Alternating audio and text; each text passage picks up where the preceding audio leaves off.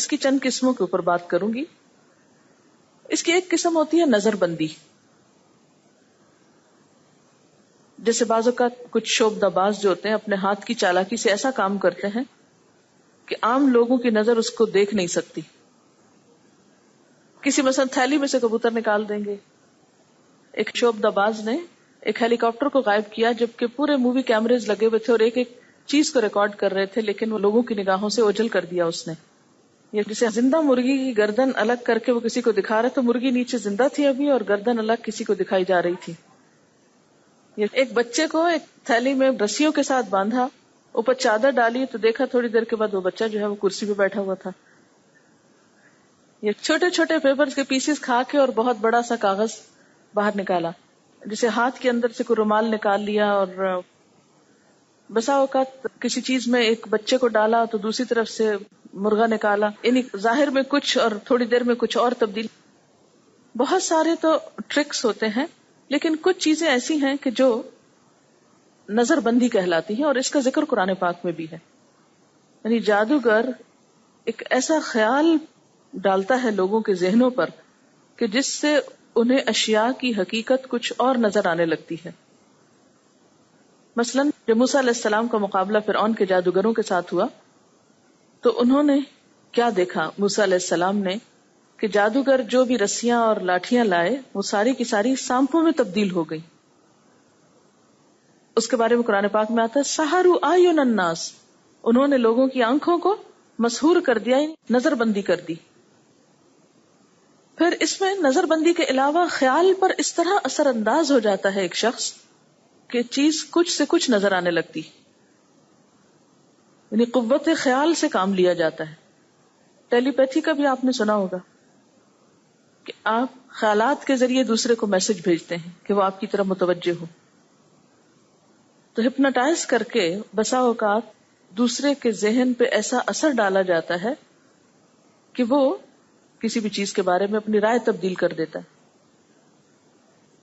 یہ بھی سحر کہلاتا ہے. اس کے بارے میں بھی قرآن پاک میں آتا ہے یخیل الیہ من سحرہم انہا تسعی، ان کے سحر سے موسیٰ علیہ السلام کے خیال میں یہ بات آنے لگی کہ یہ رسیوں کے سانپ دوڑ رہے ہیں. یخیل الیہ لفظی ترجمہ آپ دیکھیے، خیال ڈالا گیا اس کی طرف. کس کی طرف؟ موسیٰ علیہ السلام کی طرف. یعنی موسیٰ علیہ السلام کا خیال تبدیل ہو گیا. کس وجہ سے؟ من سحرہم، ان کے سحر کی وجہ سے. اور انہیں کیا محسوس ہونے لگا؟ انہا تسعی، کہ گویا یہ رسیاں اور لاٹھیاں دوڑ رہی ہیں. تو پھر سحر کیا ہوتا ہے؟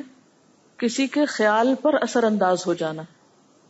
تو بعض اوقات یہ بھی ہوتا ہے کہ کچھ لوگ ایسے عمل کرواتے ہیں کہ کسی لڑکی کو یا کسی لڑکے کو اس جادو یا سحر کے اثر سے اپنی طرف متوجہ کر لیتے ہیں. آپ نے بسا اوقات سنا ہوگا کہ ایک بچی بہت اچھی، بہت نیک، بہت شریف، اچانک ہی اس کو کیا ہوتا ہے، وہ کسی لڑکے کے سحر میں گرفتار ہو جاتی. پھر وہ ماں باپ کے ساتھ بدتمیزی کرنے لگتی ہے. اس کے اندر یوں لگتا ہے جیسے کوئی شیطان آ گیا ہو. اسے ماں باپ کی عزت کی پرواہ نہیں ہوتی، کسی کی نہیں. وہ کہتی کہ بس مجھے اسی کے ساتھ شادی کرنی ہے، اور وہ سب خاندان کی روایات اور عزتیں لٹا کر بسا اوقات گھر سے بھی نکل جاتی. حالانکہ سب کیا کہتے ہیں، وہ ایسی تھی نہیں، وہ ایسی ہے نہیں، یوں لگتا ہے اس کے اندر کوئی شیطان آ گیا ہے. تو بسا اوقات ایسے کام بھی کیے جاتے ہیں. پھر اسی طرح یہ بھی ہوتا ہے بسا اوقات کہ کسی چیز کی حقیقت بدل دی جاتی، جیسے ابھی بات ہوئی نا شعبدہ بازی کے ذریعے. مثلا کسی انسان کو جانور بنا دینا، یا جانور کو انسان کی شکل میں لے آنا، یا کسی کو پتھر بنا دینا. اس کے بارے میں ایک روایت آتی ہے، کعب احبار کہتے ہیں لولا کلمات اقولہن لجعلتنی الیہود حمارا، اگر یہ چند کلمات نہ ہوتے جن کو میں پابندی سے پڑھتا ہوں تو یہودی مجھے گدھا بنا دیتے. یعنی یہود کے اندر جادو بہت تھا، اور یہ مسلمان ہو گئے تھے نا، تو یہود ان کے پیچھے پڑ گئے. اور آپ کو معلوم ہوگا، تاریخ میں آپ نے پڑھا ہوگا کہ یہود نے حضور صلی اللہ علیہ وسلم پر بھی جادو کیا تھا. تو جو بھی کوئی مسلمان ہوتا تو یہ جادو کے وار سے اس کے اوپر اثر انداز ہونے کی کوشش کرتے. یہ موطا امام مالک کی روایت ہے جو میں پڑھ رہی ہوں اس وقت. وہ کلمات کیا ہیں؟ اعوذ بوجہ اللہ العظیم الذی لیس شیء اعظم منہ وبکلمات اللہ التامات التی لا یجاوزہن بر ولا فاجر وباسماء اللہ الحسنى کلها ما علمت منها وما لم اعلم من شر ما خلق وبرأ وذرأ. یہ بہت ہی بہترین دعا ہے. جب آپ کو کسی قسم کا کوئی وسوسہ تنگ کرے، کوئی وہم آنے لگے، کوئی خوف آنے لگے، کوئی فکر آنے لگے کہ فلاں میرے ساتھ یہ کر دے گا، فلاں مصیبت آ جائے گی، تو فوراً یہ دعا پڑھ لیا کرے بیٹھے بیٹھے. ترجمہ ہے، میں اللہ عظیم کی پناہ پکڑتا ہوں جس سے بڑا کوئی نہیں، اور پناہ پکڑتا ہوں اللہ کے تمام کلمات کی جس سے کوئی نیک اور بد انسان آگے نہیں نکل سکتا، اور پناہ پکڑتا ہوں اللہ کے تمام اسماء حسنہ کی، اچھے ناموں کی، جن کو میں جانتا ہوں اور جن کو نہیں جانتا، ہر اس چیز کے شر سے جس کو اللہ تعالیٰ نے پیدا کیا اور وجود دیا اور پھیلا دیا. تو کتنی خوبصورت دعا ہے یہ. عام طور پر جب جادو کیا جاتا ہے تو اس میں شیاطین کو خوش کیا جاتا ہے. ایسے منتر پڑھے جاتے ہیں جس میں کفر اور شرک کے کلمات ہوں. نمبر 2، کواکب یعنی ستاروں اور نجوم کی عبادت کی جاتی اور اس میں بھی شرک ہوتا ہے. نمبر 3، ایسے اعمال کیے جاتے ہیں جو شیاطین کو بہت پسند ہوتے ہیں. مثلا کسی کو ناحق قتل کر کے اس کا خون استعمال کرنا، پھر جنابت یا نجاست کی حالت میں رہنا، طہارت نہ کرنا. اور کہا یہ جاتا ہے کہ سحر عام طور پر ان لوگوں کا کامیاب ہوتا ہے جو زیادہ گندے اور نجس رہتے ہیں، پاکی اور اللہ کے نام سے دور رہتے ہیں، خبیث کاموں کے عادی ہوتے ہیں. بعض عورتیں حالت حیض میں جادو کا کام کرتی ہیں کیونکہ ان دنوں میں جادو کا کام زیادہ اثر کرتا ہے. یعنی جادوگر ہی نہیں ہوتے، جادوگرنیاں بھی ہوتی ہیں جن کے بارے میں قرآن پاک میں بھی آتا ہے من شر النفاثات فی العقد. اب یہ ہے کہ ایسی چیزیں موجود ہیں، ان کی اپنی ایک حقیقت ہے، اس کا انکار نہیں کیا جا سکتا کیونکہ یہ سب چیزیں جو ہے نا قرآن پاک اور احادیث سے پتہ چلتی کہ ایسا ہوتا ہے. یعنی جادو ہوتا ہے. کیونکہ بعض لوگ کہتے ہیں ہم کسی جادو وادو کو نہیں مانتے، تو یہ کہنا بھی انتہا پسندی ہے. جادو بہرحال ایگزسٹ کرتا ہے، لیکن اس کا مقابلہ کیسے کرنا چاہیے؟ سب سے پہلی بات تو یہ ذہن میں رہے کہ کسی شخص پہ کوئی جادو اور کوئی چیز اثر نہیں کر سکتی جب تک اللہ کا اذن نہ ہو.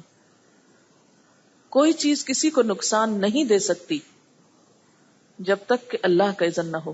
قرآن پاک میں کیا آتا ہے؟